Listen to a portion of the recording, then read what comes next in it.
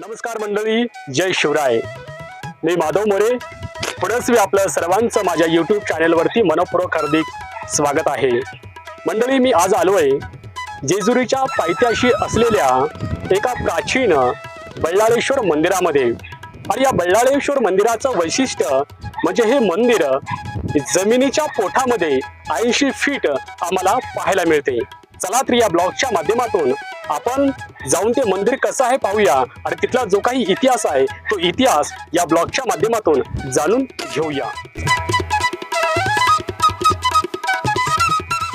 मंडळी, कोणत्याही शिवमंदिरात जाताना भगवान शंकराचे परमभक्त आणि वाहन असलेल्या नंदी महाराजांचं दर्शन घेणं खूप महत्त्वाचं मानलं जाते.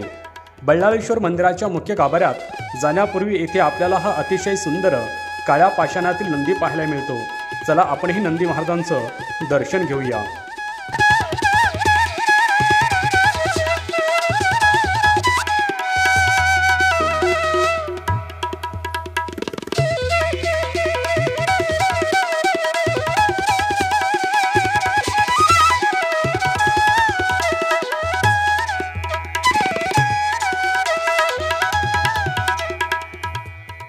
नंदी महाराजांचं दर्शन घेऊन आपण थेट चाललो 80 फीट खोल असलेल्या महादेवाच्या पिंडीकडे. पण मित्रांनो, खरं सांगू, आता खाली जाताना मनामध्ये प्रचंड धाकधूक होतीये. एक अनामत भीती वाटतीये. जसं जसं आपण या दगडी पायऱ्यावरून खाली उतरतोय तसा तसा सूर्यप्रकाश पूर्णपणे नाहीसा झालाय. अवतीभोवती फक्त आणि फक्त काळा पाषाण आणि गदमरून टाकणारा तो अंधार होतोय. समोर बघा, पाण्याच्या प्रकाशात चमकणारं हे महादेवाचं शिवलिंग.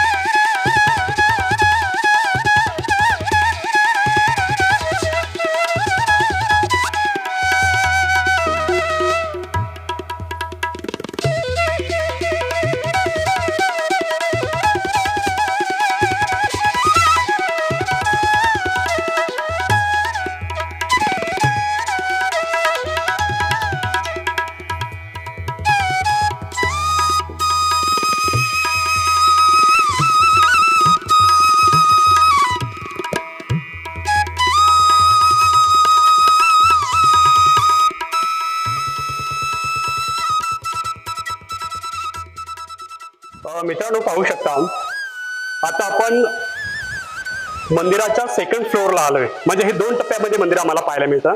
एक जो टप्पा आहे तो खालचा आहे, जो आपण आता खाली जाऊन महादेवांचं दर्शन घेतलं. त्याच्यानंतर आपण आलोय सेकंड फ्लोअरला, म्हणजे फर्स्ट फ्लोअर आणि सेकंड फ्लोअर असं आम्हाला म्हणता येईल. आणि एकंदरीत या ठिकाणचं जे बांधकाम आहे, हे बांधकाम पाहू शकता, दगडी चिरबंदी बांधकाम, तटबंदी आम्हाला पाहायला मिळतात. एकदम मजबूत बांधकाम या ठिकाणी आहे. जवळपास 250 वर्षापूर्वीचं हे मंदिर आणि हे बांधकाम. आणि इथून सुद्धा आम्हाला वर जाता येतं. त्याच्यानंतर तुम्ही या साईडला जर आलात तर अगदी या ठिकाणी सुद्धा अशा व्यवस्थित छान प्रकारच्या पायऱ्या या ठिकाणी दिलेल्या आहेत. आणि या ठिकाणी आपल्याला देवळ्या दिसतात. माहित नाही कशासाठी केलंय. कोणाला माहिती असेल तर कमेंट करून नक्की सांगा.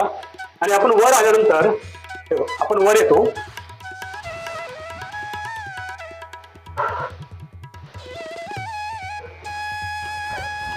आता आपण आलो 0 लेवलला, म्हणजे आता आपण आले जमिनीवरती. आणि वर आल्यानंतर हे जे तलाव आहे, हे तलाव पेशवेकालीन तलाव आहे. हे पाहू शकता, अतिशय भव्य दिव्य असं तलाव या ठिकाणी पाहायला मिळतंय. आणि तलावाच्या अगदी थोडं वर तुम्हाला दिसत असेल, हे वर हे खंडेरायांचं मंदिर आहे. जेजुरीच्या खंडेरायांचं मंदिर, महाराष्ट्रांचं कुलदैवत असलेलं, जिथे लाखो भक्त त्यांच्या चरणी लीन होण्यासाठी येतात, ते खंडेरायांचं मंदिर या ठिकाणी आम्हाला पाहायला मिळतंय. 18व्या शतकात थोरले बाजीराव पेशवे यांनी जेजुरीमध्ये येणाऱ्या भाविकांच्या पाण्यासाठी आणि मराठा लष्करांच्या घोड्यासाठी एका भव्य तलावाचे काम सुरू केले होते. सुमारे 36 एकर परिसरात या तलावाचे खोदकाम मोठ्या प्रमाणावर चालू होते. पण खोदकाम करत असतानाच अचानक कामगाराच्या कुदळीला जमिनीत एक दगड लागला.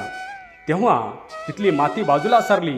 तिथे प्रगट झाले हे अतिशय देखणं आणि तेजस्वी स्वयंभू शिवलिंग.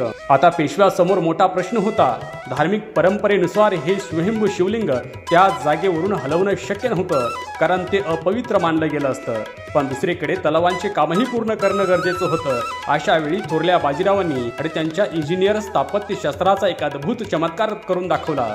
त्यांनी निर्णय घेतला की शिवलिंग आहे त्याच ठिकाणी राहील आणि तलावाच्या मुख्य पूर्व बाजूच्या भव्य दगडी भिंतीमध्ये जमिनीच्या आत 80 फूट खोल हे मंदिर कोरलं गेलं. या मंदिराला बैलालेश्वर नाव कसं मिळालं, यामागे एक भावनिक इतिहास आहे. थोरले बाजीराव पेशवे यांनी आपले वडील आणि मराठा साम्राज्याचे पेशवे बालाजी विश्वनाथ यांच्या स्मरणार्थ नाव बैलालेश्वर असं ठेवलं.